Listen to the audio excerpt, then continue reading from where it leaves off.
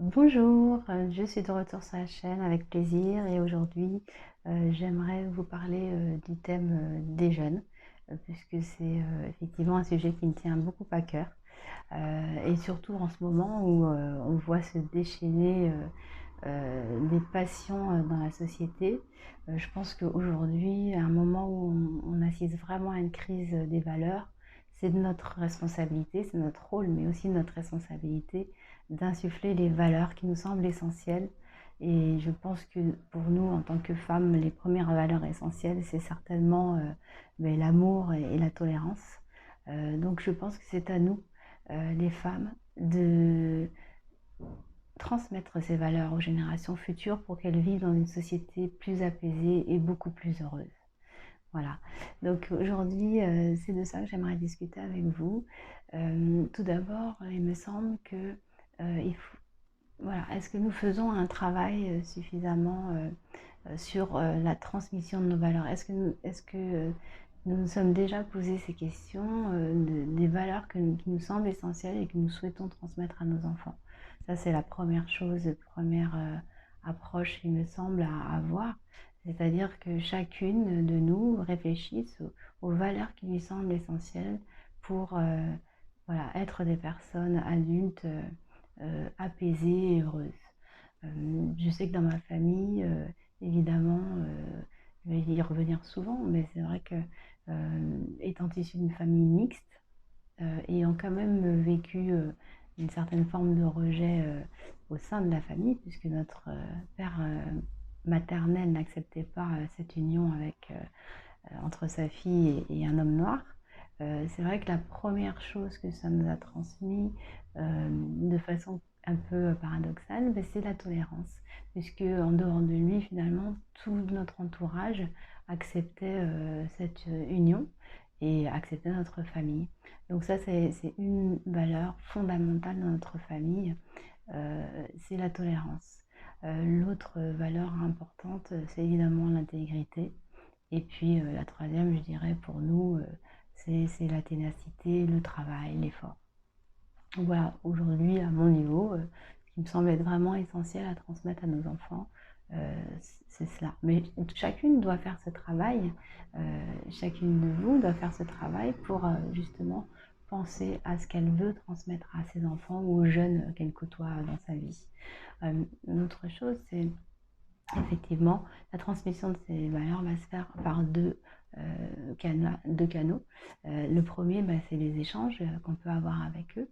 Les échanges dans le partage, c'est-à-dire ça comprend effectivement les mots qu'on peut leur dire, mais également donc le décryptage de l'actualité, ça passe par là également aussi, mais également l'écoute qu'on peut avoir. Est-ce que finalement, est-ce qu'on prend suffisamment de temps pour leur parler, parler avec eux de ce qui se passe dans la société, parler de ce qui les préoccupe, et puis les écouter pour comprendre comment eux comprennent les événements autour d'eux, l'actualité, comment ils décryptent cette actualité et comment ils la comprennent. Pour moi, c'est vraiment important que les jeunes ne soient pas laissés simplement en pâture à tout ce qui peut se dire sur internet ou à la télévision.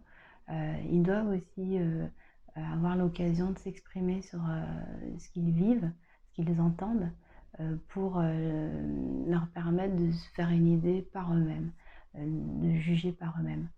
Hem, je sais que moi, à mon niveau, j'ai, compris, finalement, l'importance de ces échanges, par le fait d'avoir été séparée de mes enfants pendant un moment. Du coup, je me suis rendu compte que, contrairement au quotidien où, on n'a pas le temps finalement de discuter vraiment avec ses enfants, parce qu'on est plus dans, «Et fais ceci et fais cela et est-ce que tu as fait ceci, est-ce que tu as fait cela?» Il y a plus de temps pour des vrais échanges.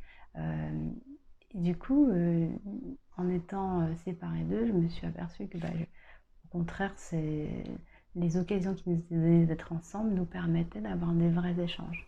Et grâce à ça, c'est vrai, aujourd'hui, on peut avoir des discussions sur tous les sujets, parce qu'on a eu cette possibilité de connexion, en dehors du quotidien. Et donc c'est ça. Est-ce que, est-ce que chacune prend le temps de ses échanges avec ses enfants ou les jeunes qu'elle côtoie pour justement l'accompagner dans sa démarche, de faire son propre jugement et de ne pas être influencé par tout ce qui peut se dire sur Internet et les réseaux sociaux et les médias. Euh, Ensuite, évidemment, la transmission de nos valeurs va aussi se faire par l'exemple. Donc, moi, c'est quelque chose que j'ai vécu à plusieurs moments de ma vie. C'est vrai qu'en tant qu'enfant, j'ai vécu dans une famille assez conflictuelle où mes parents se disputaient beaucoup. Et à l'âge adulte, ça s'est un petit peu reproduit, hein. Et un jour, que j'assistais donc à des jeux entre mes enfants qui en fait simulaient un papa et une maman, mais dans un échange verbal. Je les ai entendus et je me suis entendue et mon ex-mari dans une dispute. Donc ils reproduisaient exactement le même schéma dans un jeu. Et c'est là que je me suis rendu compte à quel point notre exemple était en train de les façonner. Ça a été un petit peu une surprise assez désagréable. Et je me suis dit à ce moment-là, bah, attention aux modèles que nous leur donnons. Parce que ces modèles-là construiront leurs croyances pour plus tard, dans leur âge adulte. Et du coup, nous avons une grande responsabilité par l'exemple que nous leur donnons dans nos actes et notre attitude. Nous avons une grande responsabilité dans ce qu'ils vont devenir et dans ce qu'ils peuvent reproduire.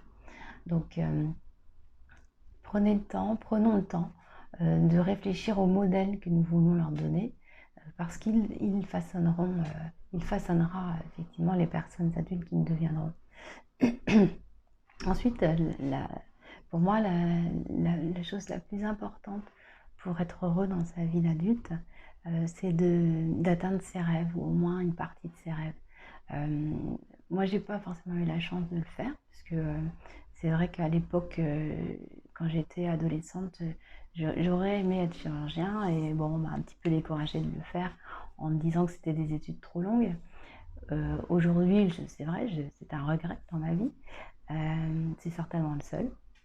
Et je me dis, voilà, qu'est-ce qui rend les gens le plus heureux, c'est de vivre leurs rêves. Donc, est-ce que nous poussons nos enfants à vivre leurs rêves au lieu de leur donner un chemin tout tracé? Est-ce que nous écoutons leurs aspirations? Est-ce que nous nous intéressons à leurs centres d'intérêt? Est-ce que nous essayons de comprendre qui ils veulent être vraiment? Parce que ça, si on a la possibilité, la capacité de leur donner les moyens de vivre leurs rêves, c'est le plus beau cadeau qu'on pourra leur faire pour qu'ils soient heureux plus tard. Donc voilà, aujourd'hui c'était ce que je voulais vous dire, mes pensées sur les enfants. Et d'ailleurs, en réfléchissant à ce sujet, je suis allée à la bibliothèque, je suis tombée sur un livre vraiment dans la même lignée que ce que je dis, qui s'appelle Transmettre, et que je vous conseille vraiment de lire parce que c'est passionnant. Alors là, le petit bonus, c'est un petit aparté que j'aimerais faire pour les jeunes, j'aimerais m'adresser à eux. Donc quand j'ai pensé à ce sujet, je me suis dit que effectivement, vous les jeunes, il fallait que vous vous réveilliez. J'étais partie pour un discours un petit peu moralisateur, et en fait, en prenant du recul, en regardant ce qui se passait, évidemment il y a Greta Thunberg, mais il y en a beaucoup, beaucoup d'autres, des jeunes qui sont motivés pour construire une société plus juste et plus heureuse demain. J'en ai même croisé moi dans mon entourage, des jeunes filles à 15 ans qui veulent participer à des projets humanitaires, d'autres qui veulent devenir des avocates pour faire du lobbying, pour rendre la société meilleure. Donc voilà, ce que je voulais vous dire aujourd'hui, les jeunes, c'est bravo. Bravo, vous avez tout compris. Aujourd'hui, vous voyez vos aînés qui sont dans la rue avec la crise des gilets jaunes, qui se rebellent contre une société qu'ils n'ont pas voulu. Aujourd'hui, vous vous réveillez, vous êtes conscient des problématiques.